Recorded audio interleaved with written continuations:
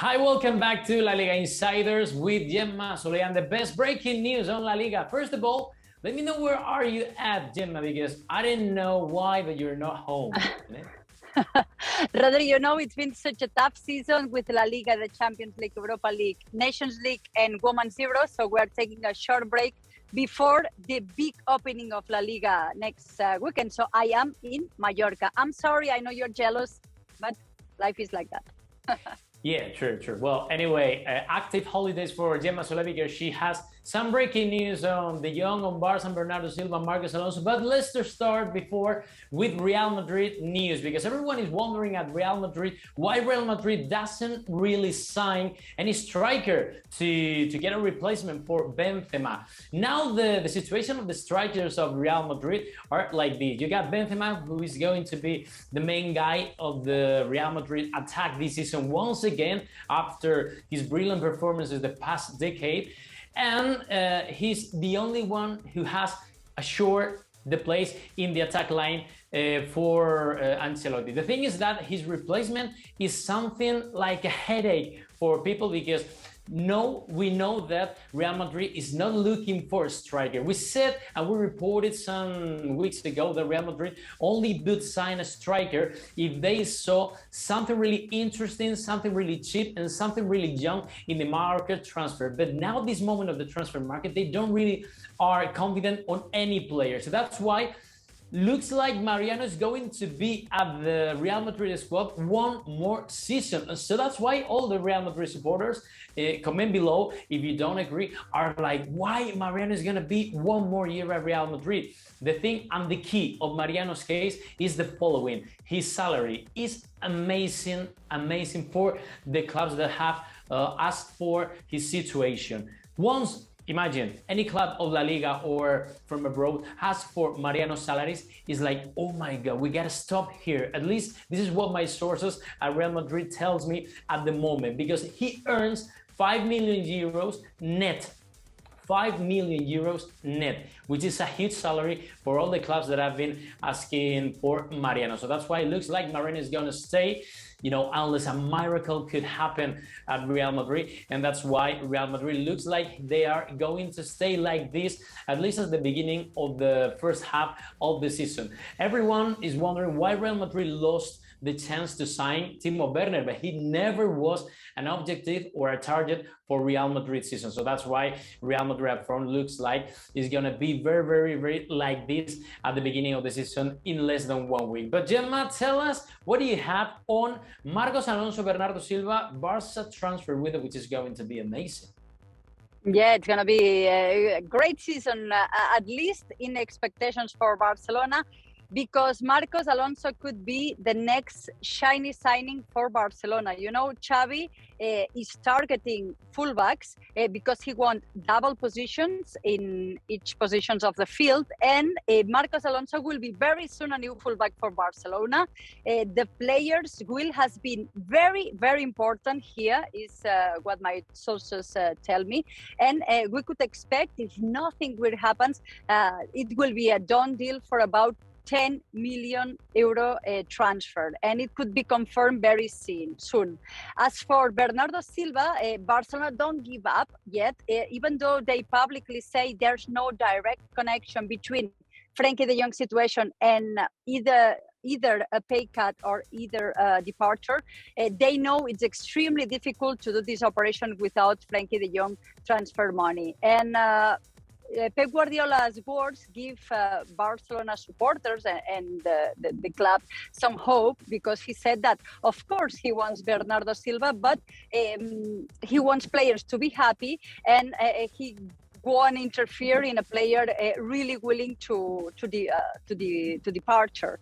So this is the news about next possible signings on Barcelona, Rodrigo. It's going to be amazing, mostly if Marcos Alonso arrives to Barcelona, because I love the way he plays. Defensive attack is going to be a great signing for Barca. But back in Madrid, we got to talk about Atletico de Madrid. Everyone is wondering from Italy what will happen to Morata. Morata now is back to Atletico de Madrid after 2-year loan from Atletico de Madrid to Juventus, and now Juventus wanted him to be the striker again for Juventus next season. But the thing is that Atletico Madrid say, okay, if you want Morata, you have to pay 35 million euros. And that's why Juventus is like, okay, we don't have that money now. So this is something which is going to be almost impossible. Let's see if this week, with the beginning of the Italian league, Juventus says, okay, we're going to try to get the money, to look for the money, and we're going to try to pay Atletico Madrid 35 million euros for Morata. But now looks almost impossible for Juventus to pay that amount of money. So that's why looks like Morata is going to stay one more year at Atletico Madrid. And this is something that, at least for my guys at Atletico Madrid, doesn't really bother to Simeone, which is like, okay, we got 4 strikers, but if Morata stays, we're gonna have one more. So 5 strikers for Atletico Madrid, which will have one of the best squads ever with those 5 strikers. And this is something that really Simeone doesn't really bother for facing a great season to improve what happened last season. So that's why they are trying to focus on Morata, and they are focused again in one guy, a very young, talented guy who is 17 years old and who plays for Bayer Leverkusen, Iker Bravo. He's really young. They are looking to get him or to sign him for Atletico de Madrid reserve team. But the thing is that Real Madrid just came across a couple of weeks ago, and that's why there is a kind of a battle in between Real Madrid and Atletico Madrid for the young striker, both of them for their reserve team. Let's see how it ends up, because it's going to be an interesting fight in between Atletico Madrid and Real Madrid. But let's go back to you, Gemma, because you gotta tell me something which really, I don't know, you know, I imagine this and I say, am I dreaming? Messi back to Barca? What do you have of it? Well, of course, this would be such a pipe dream for all Barcelona supporters. And what Xavi said a few days ago, opening this possibility that he would be delighted of having Messi back to the club, is giving some hope. And well, what we can explain about that is that, yes, there has been direct contact between Leo Messi and Joan Laporta. Some of our colleagues said that this is not happening. What my sources tell me is that there are bridges being constructed between both parts. Joan Laporta, the board of members of Barcelona, the president, and Leo Messi himself.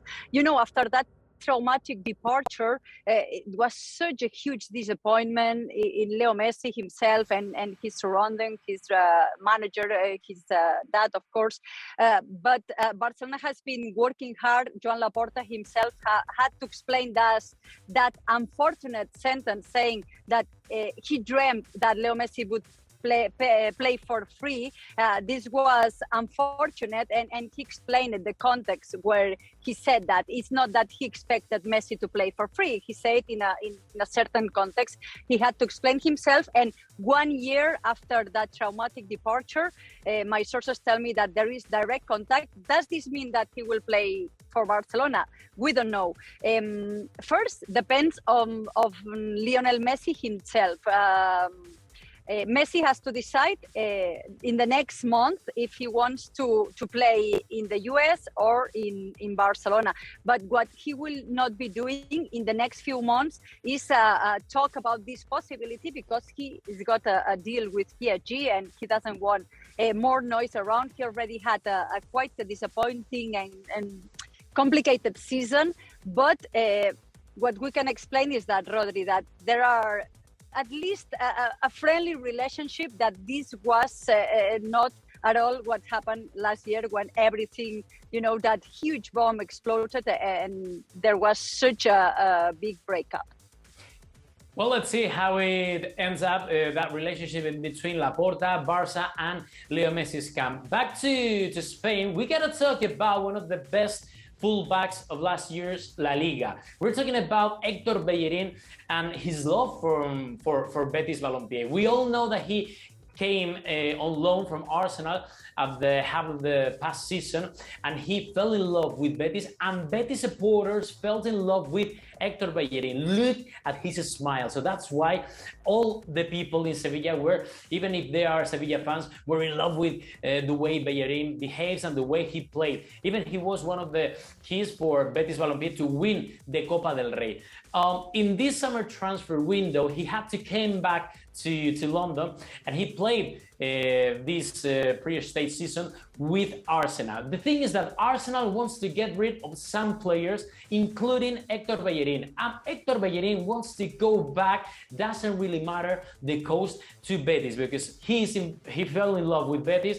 He's so comfortable at that locker room, and even the locker room of Betis is in love with Bellerin and the way he treated the rest of his teammates. Now, this morning, we knew that Alex Moreno, left back for Betis, is going to stay at Betis one more season. So he rejected Nottingham Forest's offer to leave Betis. And now, this is something that all the people is knowing the economical situation, the tough economical situation of Betis, what will happen after Alex Moreno is going to stay in Betis Balompié with Hector Bellerin. Hector Bellerin will fight till the end to go back to Betis, and Betis will fight even higher till the end to get Hector Bellerin. Let's see the price that Arsenal will put at the beginning of the next week, or maybe at the end of this week, to see if finally Betis can afford that return, which could be something that really would be in love with Pellegrini. But the thing is that Hector Bellerin wants to come back to Betis.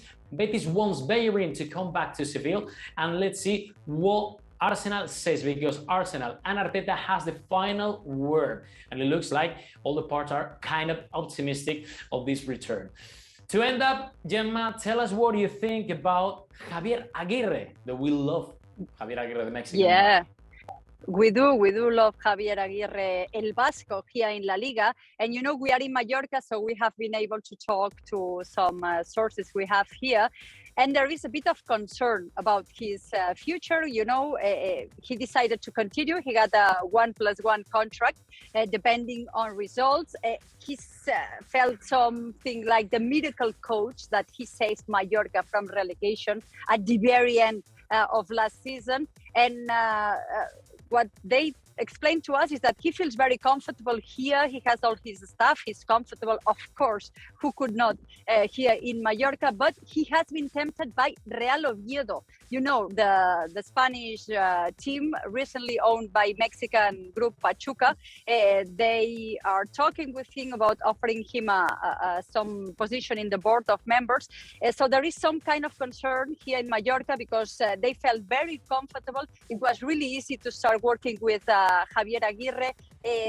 He had this kind of spirit that really helped this team, and they have this kind of concern that if things really don't go very well, El Vasco Aguirre could be thinking about taking another destination. So they are working on really giving him the players he needs to make a good team and to be able to, what's the main goal of Real Mallorca, and this is to avoid relegation. Rodrigo.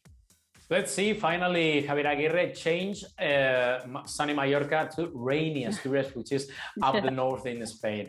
Gemma, thank you very much. And to you all, comment below what do you think about the transfers and the big news that we came here. And like this video and please subscribe. See you next week. Gemma, bye. See you.